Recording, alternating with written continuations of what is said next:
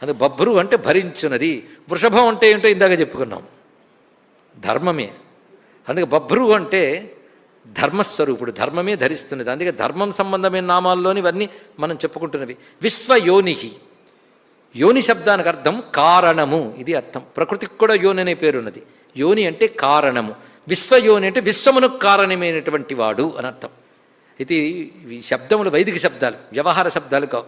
అలా మిశ్రణయోహో యోనిహి అని అర్థం. యౌతి సంయోజయతి మిశ్రణం కరోతి పృథక్ అమిశ్రణం కరోతి ఇతివా యోని. అంటే ఒకదానితో ఒకటి కలిపి మళ్ళీ విడదీసే శక్తిని యోనిహి అంటారని మరొక అర్థం. ఇంతవరకు చెప్పుకున్నది విశ్వయోని అంటే విశ్వమునకు కారణమైన వాడు. అయోని, యోని, నిలయ ఇత్యాది నామాలు అమ్మవారి గురించి మనం చెప్పినప్పుడు ఈ శబ్దములు వాడారు. వేదమునందు అనేక చోట్ల యోనిం అధితిష్టత్యేకః అనే మాట ఉన్నది. అంటే కారణము, విశ్వమునకు కారణమైనది. విశ్వయోని, విశ్వమునికే కారణమైన వాడు. ఇది మనకి తస్య ధీరా పరిజానంత యోనిం మరీచీనాం పదమిచ్చంతి వేధసహ అని వేదంలో చదువుతున్నాం. ధ్యాత్వా మునిర్గచ్చతి భూతయోనిం. ఎవరైతే ఈ విధంగా పరమాత్మని ధ్యానిస్తారో వారు భూతయోనిని చేరుకుంటున్నారంటే భూతములకు కారణమైన పరమాత్మని చేరుకుంటున్నారు. కానీ సమస్తమునకు కారణమైన వాడు ఒకటి.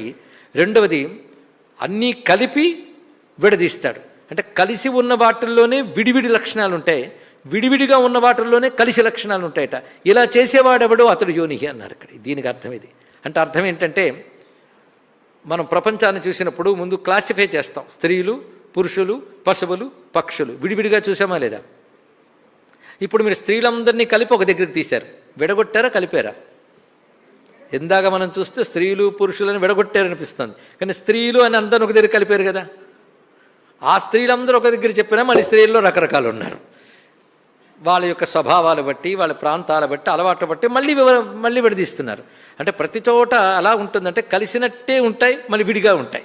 ఇలాగ జగత్తంతా కూడా కలిసి విడి ఇలా ఉన్నట్లుగా ఏర్పరిచిన వాడెవడో అతడు విశ్వయోనిహి అని అర్థాన్ని చెప్పిందండి శాస్త్రం. అలా నడిపేటటువంటి భగవానుడు. శుచిశ్రవాహ తర్వాతి మాట.